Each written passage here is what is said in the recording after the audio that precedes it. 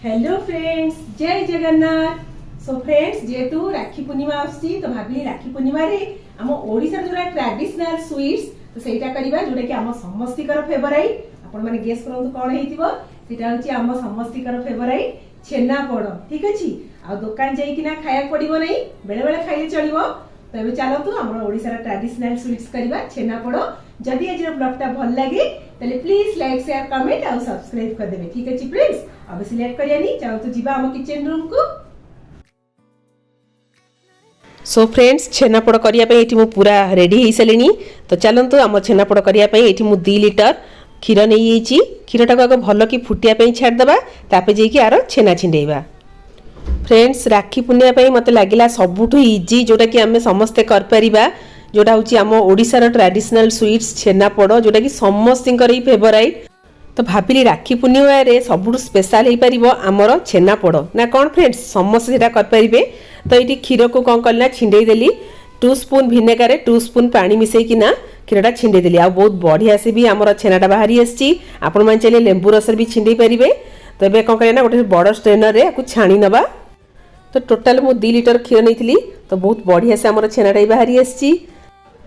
Friends, ये छेना पानी को टोटाली फोपाड़बेनी, अटा चकटिया भी यूज हम आम छेनापोड़ भी यूज हम। तो छेनापोड़ रे टोटाली हमको हाफ कप रु 1 कप पाखापाखि लगी छेना पानी। तो छेना पानीटा यूज कर परिबा। एबे मु कौन करबी ना मो जो घर जो नॉर्मल पानी रे भल किना धोई दबा, कना विनेगर जो स्मेल आउ ता जो खट्टा अंशटा बाहरी आसीबो। तो ये भल से धोई नेली। एबे आकु 5 मिनिट पई टिके मु हेमदस्ता पर माड़ी किना रखी देबी, कना छेनारू बेसी पानी भी निगड़िया दरकार नहीं। तो एबे हमें आ भितर कौन करिया ना हमर जे ड्राई फ्रूट्स टिके ताकु छोट छोट करी काटी नबा। तो बिना ड्राई फ्रूट्स रे भी हमर छेनापोड़ बहुत ही भल हबो। जेहेतु रे राखी पूर्णिमा स्पेशल टिके करिया कथा, तो एथिरे मु आलमंड और काजू को टिके ड्राई फ्रूट्स कटर रे तो टिके कट कर नबा। बहुत बढ़िया से भी माने पतला पतला है कि ना कट हे जाउची। तो आपण माने ताकु छुरे भी छोट छोट करी काटी कि ना भी ऐड कर परिबे।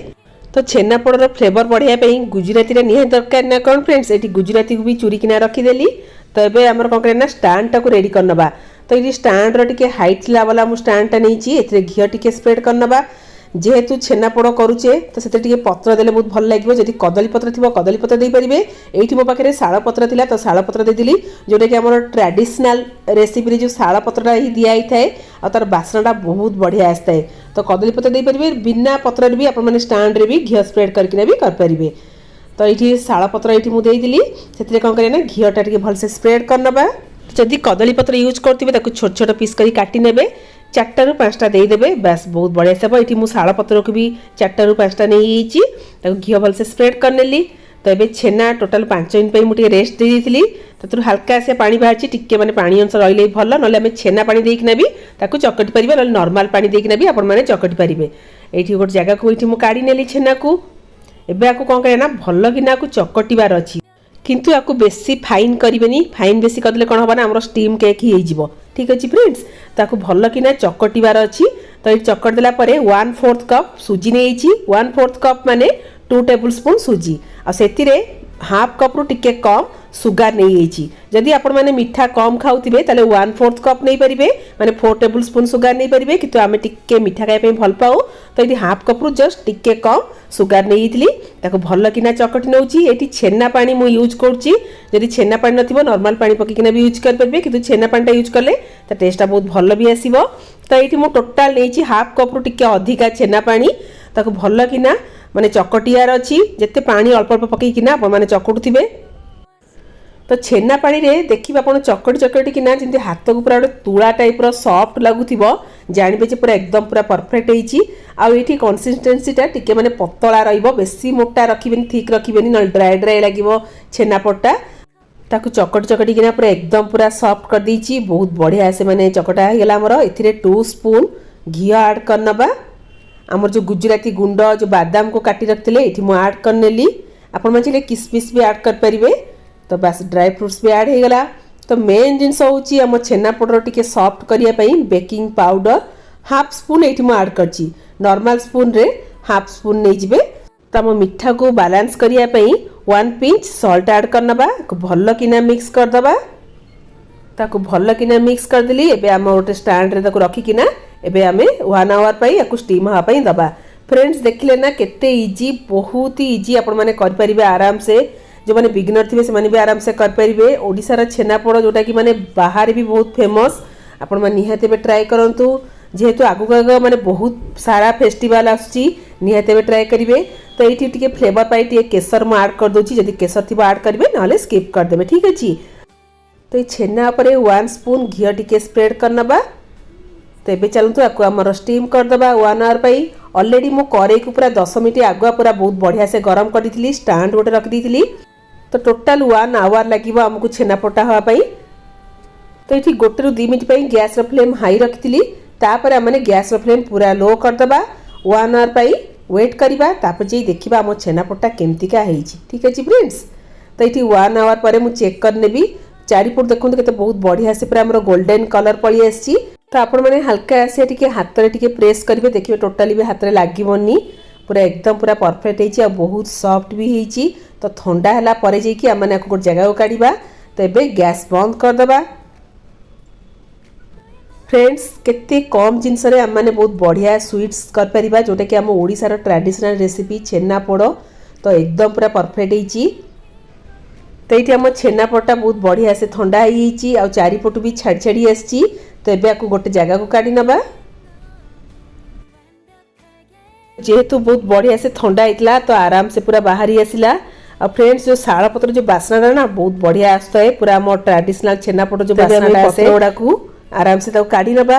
देखो लुकटा केते बढ़िया देखा। तो जेहेतु छेनापोड़ टिके पोड़ीबा दरकार और कलरटा भी पूरा गोल्डन आसिया दरकार, एकदम पूरा परफेक्ट होती। एबे चलतु टेस्ट करवा केमतिका होती। आम राखी पूर्णिमा स्पेशल छेनापोड़ एबे काटिकिना देखिबा केते बढ़िया होती। और काटला बहुत ही पूरा सॉफ्ट लगुथाए। तो आमर एते बहुत बढ़िया छेनापोड़ पई गोटे लाइक हो जाऊ ना कौन फ्रेंड्स। बढ़िया सॉफ्ट होती, भीतर देखंतु पूरा लुकटा केते बढ़िया देखा होची। पूरा मन पाखुर देखै दोची, बहुत ही बढ़िया पूरा जेल जेल टाइप रे की सॉफ्ट होची पूरा एकदम। तो आपण मन ना ओडिसा जिया पड़िबो ना छेनापोड़ आनी खाया पड़िबो। तो समस्त का तो फेवरेट होची छेनापोड़। तो मैं एक्चुअली आपको माने करिकिना रखी दी, पूरा ठंडा है जाकि आम मैंने काढ़ा तापर काटिकिना खाइबा। जेहेतु राखी पूर्णिमा आसूची तो समस्त तो favourite Holi I hope so. जे छेनापोड़ मो भाईर तो बहुत फेवरेट छेनापोड़। तो राखी भी पिंधे भाई मान को आ घरे मिठा करकिना भी निज भाई को खुआइबा ना कौन फ्रेंड्स। आपण माने निहाती बे ट्राई करिवे, जेहेतु हाइजीनिक आउ भलरे भी आम माने मिठा घर तैयारी कर परिबा। जेहेतु आम माने बाहर जगह रहउचु आ ओडिसा भलिया मिठा मिलिया बहुत मुश्किल मिली जाउची गोटे गोटे जगह रे। तो आपण माने एंती घरे करकिना भी खाई परिबे। आपण मानकर राखी पूर्णिमा केमती कोन सेलिब्रेट कले मते निहाती पर जणैबे। आ राखी पूर्णिमा उपलक्षे समस्त को हार्दिक अभिनंदन आ शुभकामना। तो मु आपण मानक पूरा गोटे सिंपल उपाय रे करी देखैली, जोटा कि आम ओडिसा रो ट्रेडिशनल स्वीट्स बहुत प्रकार स्वीट्स अच्छी, कि एटा ही समस्त फेवरेट कहिया गले ना कौन फ्रेंड्स। मु ठीक कहूची ना नहीं। तो आपण माने निहाती ट्राई करिवे। आ ये रहला मो भाई पई राखी आ छेनापोड़। आपण माने भी आपण मानक भाई मान पई एमती घरे मिठा तैयारी करंतु, निज फैमिली सहित एंजॉय करंतु। आ मु खाई किना कहूची केमतिका हेची, ठीक अछि फ्रेंड्स। लुक देखि किना आपण माने जानि पड़थियो किते बढ़िया हेची, पूरा सॉफ्ट एकदम पूरा परफेक्ट। और टोटल मते 1 आवर ही लगता छेनापोड़ा हवा पाई। बहुत ही बढ़िया है, मिठा भी पूरा परफेक्ट। मु तो मो भाई सहित एंजॉय करी। आपण मारी भी निज फैमिली सहित भाई सहित राखी पूर्णिमा एंजॉय करंतु। रहिली एडवांस रे समस्त को हैप्पी राखी पूर्णिमा। सेति पर्यंत tata bye bye, love you all, bye bye.